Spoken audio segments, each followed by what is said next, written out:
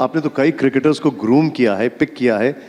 वीरेंद्र सहवाग की मुझे एक लाइन याद आती है, वो कहते हैं कि जितने भी भगवान है सब दादा के गले में दिखाई देते हैं।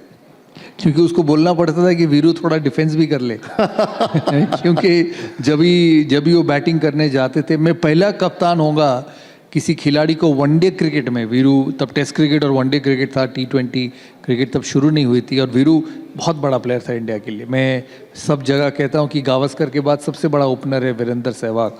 और जिस तरीके से उन्होंने टेस्ट मैच में बैटिंग की, हम तो हमारे ज़माने में हम टेस्ट मैच खेल के बड़े हुए हैं। आप भी जब यंग थे तो आप भी टेस्ट मैच देख के बड़े होते थे। अभी तो T20 भी आया हुआ है, तो मैंने इतना बड़ा प्लेयर बहुत कम देखा है।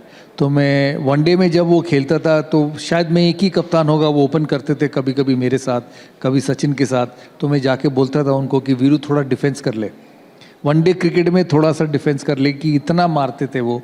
तो इन सब के साथ मेरा रिश्ता बहुत अच्छा था, क्योंकि उनकी शुरुआत हुई मेरे ज़माने में, मैं कप्तान था। उनको मैं स्टेट से उठा के लेके आए, देश के लिए खिलाए, और वो सक्सेसफुल भी हुए। ज़िंदगी में जब आप देश के लिए खेलते हो, किसी भी टीम में खेलते हो, तो आपके साथ ना रिश्ता बन जाता है। क्योंकि साल में 6-7 महीने एक साथ, जितनी टाइम आप उस समय फैमिली के साथ गुजारते थे उससे ज़्यादा प्लेयरों के साथ गुजारते थे, तो वो रिश्ता बन जाता था। दादा आप बैक भी करते थे अपने प्लेयर्स को, करना ही पड़ता। वो स्टोरी बताइए, कैसे आपने वीरेंद्र सहवाग को बोला कि अब तुम ही ओपनिंग करोगे? वो तैयार नहीं थे उसके लिए? बैक करना तो बहुत ज़रूरी है, क्योंकि क्रिकेट एक टीम स्पोर्ट है। आप खुद तो अकेला टीम को जिता नहीं सकते, आपके 11 खिलाड़ी अच्छे खेलेंगे तो तभी आप जीतोगे। और ये जब यंग लोग आते थे, वीरू हो, जहीर हो, MS धोनी हो, युवराज सिंह हो, मोहम्मद कैफ, हरभजन सिंह, क्योंकि मैं जब देश के लिए पहली बार खेला तो मुझे लगा था कि ये चीज़ मेरे लिए होना बहुत ज़रूरी था, कि कोई आके कप्तान या सीनियर प्लेयर आके बोले कि भाई मैं तेरे साथ हूँ, तुझे मौके मिलेंगे, तू बिना डर के खेल। क्योंकि प्रेशर बहुत होता है उस लेवल पे। एक तो इतने खिलाड़ी खेलते हैं, उससे आपको चुना जाता है। 4-5 इनिंग आपके ख़राब चले गए तो शायद वो आप ड्रॉप हो जाएंगे, नए खिलाड़ी आ जाएगा, और शायद इंडिया में इतना टैलेंट है कि आपको आगे मौका ही ना मिले। तो मेरा ये वसूल था कि यार जिसको मौका दूंगा उसको कॉन्फिडेंस भी दूंगा कि तू जाके परफॉर्म कर। I believe one thing in life, you never pick people to fail. तो फिर मैं कप्तान ही नहीं हूँ। अगर मुझे सिर्फ प्लेयर रिप्लेस करना है तो मेरा काबिलियत क्या है? आपको प्लेयर बनाने हैं, आपको क्रिकेटर्स बनाने हैं, और किस तरीके से बनाने हैं। मेरे पास कोई हार्ड एंड फास्ट रूल नहीं था, और मैं अपने एक सोच से चलता था कि अगर खिलाड़ी को अच्छा खेलना है तो उसको कॉन्फिडेंस देना है। क्योंकि मैं समझता हूँ कि किसी के ऊपर इतना प्रेशर मत डालो कि वो टूट जाए। गेम प्लेयर बनाने के लिए है, प्लेयर तोड़ने के लिए नहीं। और टैलेंट इंडिया में अभी देखो, अभी T20 वर्ल्ड कप आप जीते हैं, बल्लेबाजी हमने इतनी ताबड़तोड़ की, छक्के ही मारते सब। मुझे अभी भी याद है, आपके चैनल में मेरा एक इंटरव्यू आया था मैच से पहले दिन। कहता है, मैंने मेरे से पूछा था कि इंडिया का क्या लगता है? मैंने कहा इंडिया जीतेगा, क्योंकि इंडिया के बैट्समैन सिर्फ छक्के ही मारते हैं। तो उस समय सहवाग इतने, उस समय में 2002, 3, 4, 5 जो खिलाड़ी था, जो मुल्तान में उन्होंने ट्रिपल सेंचुरी बनाई, मुरलीधरन के सामने उन्होंने बॉम्बे में एक दिन में 290 रन बनाए, अनथिंकेबल था उस समय। तो खिलाड़ी ऐसे थे कि आपको बैक करना बहुत ज़रूरी था, जिससे कि वो अपनों को खुद को एक्सप्रेस कर सके।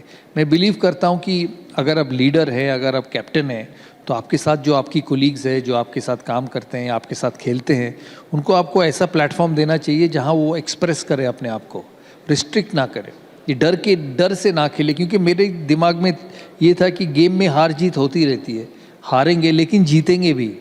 मुझे ड्रॉ नहीं चाहिए, और मुझे वैसे खिलाड़ी चाहिए जो जिताएंगे। जो सहवाग था, जो धोनी था, जो युवराज था, जो हरभजन था, वो दिल से खेलते थे और लड़ के खेलते थे। एक तो नॉर्थ इंडियन है, लड़ते भी थे, और उसके साथ टैलेंट भी है। जहीर तो वो सारे मैच विनर्स थे मेरे साथ, और मुझे दिखता था कि ये लोग मुझे जिताएंगे। मैं भी आपका एक प्रेडिक्शन बताने वाला हूँ यहाँ पर। आप सब लोगों को शायद नहीं पता हो, लेकिन दादा ने T20 में एक प्रेडिक्शन किया था अभी, वो मैं आपको बताऊंगा।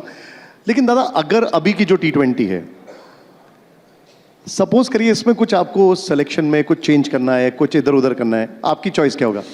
आप कप्तान हैं, कल क्या डिसीजन लेंगे? देखिए, इंडिया के पास इतने खिलाड़ी हैं अभी, स्पेशली T20 में, कि आप 2 टीम बना सकते हैं। क्या बात है! आपके पास अभिषेक शर्मा है, संजू सैमसन है, तिलक वर्मा है, सूर्या है, पांड्या है, और जो बाहर बैठे हुए हैं जैसे यशस्वी जायसवाल, सूर्यवंशी, मैं अभी उनके बारे में बात कर रहा था, 14-15 साल के हैं और क्या बैटिंग करते हैं।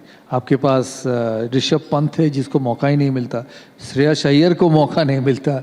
तो हमारे पास इतने खिलाड़ी हैं जिससे कि इंडिया की जो दूसरी टीम बनेगी वो कई टीमों से शक्तिशाली टीम होगी। तो ये एक काबिलियत है इंडियन प्लेयर्स में, क्योंकि सबको ना क्रिकेट खेलने का बहुत शौक़ है और मेहनत भी करते हैं। मैं हमेशा जब बाहर जाता हूँ, मैं इस समय साउथ अफ्रीका में था, तो वो मुझे पूछते हैं कि यार इंडिया इतना अच्छा क्यों है। मैंने कहा हमारे जब खिलाड़ी बड़े होते हैं ना, वो बहुत टफ सिचुएशन से बड़े होते हैं, प्रेशर में रहते हैं, रिजेक्टेड होते हैं, ओपिनियंस होते हैं कि यार तू तो अच्छा ही नहीं है, तेरे से वो अच्छा है। वो उसी माहौल में बड़े होते हैं, तो उनको चीज़ ना आसानी से मिलता नहीं है।